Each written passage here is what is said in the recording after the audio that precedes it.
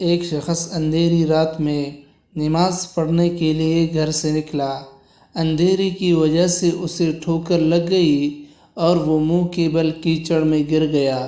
کیچڑ سے اٹھ کر وہ گھر واپس آیا اور لباس تبدیل کر کے دوبارہ مسجد کی طرف چل دیا۔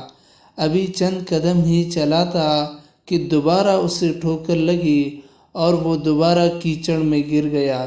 کیچڑ سے اٹھ کر وہ پھر اپنے گھر گیا، لباس بدلا اور مسجد جانے کے لیے دوبارہ گھر سے نکلا۔ جیسے ہی وہ اپنے گھر سے باہر نکلا تو اس کے دروازے پر اسے ایک شخص ملا جو اپنے ہاتھ میں روشن چراغ تھامے ہوئے تھے۔ چراغ والے شخص چپ چاپ نمازی کے آگے مسجد کی طرف چل دیا۔ اس مرتبہ چراغ کی روشنی میں نمازی کو مسجد پہنچنے میں کسی دشواری کا سامنا نہیں کرنا پڑا۔ وہ خیریت سے مسجد پہنچ گیا۔ مسجد کے دروازے پر پہنچ کر چراغ والا شخص رک گیا۔ نمازی اسے چھوڑ کر مسجد میں داخل ہو گیا اور نماز ادا کرنے لگا۔ نماز سے فارغ ہو کر وہ مسجد کے باہر آیا تو وہ چراغ والا شخص اس کا انتظار کر رہا تھا تاکہ اس نمازی کو چراغ کی روشنی میں گھر چھوڑائے۔ جب نمازی گھر پہنچ گیا تو نمازی نے اجنبی شخص سے پوچھا، آپ کون ہیں؟ اجنبی بولا، سچ بتاؤ تو میں ابلیس ہوں۔ نمازی کی تو حیرت کی انتہا نہ رہی۔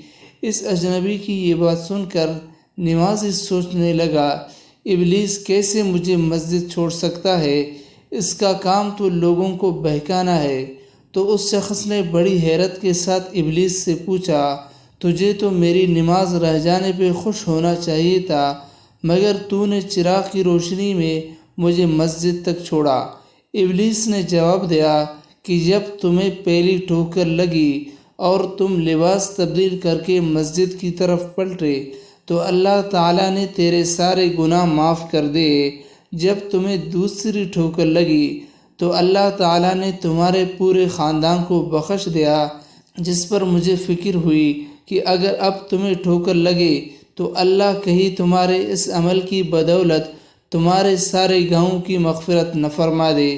اس لیے میں چراغ لے کر آیا ہوں کہ تم بغیر گرے مسجد تک پہنچ جاؤ۔ اس شخص نے جیسے ہی یہ بات سنی تو اس نے اللہ تعالیٰ کے بارگاہ میں اپنا سر جھکا کر اللہ تعالیٰ کا شکر ادا کیا۔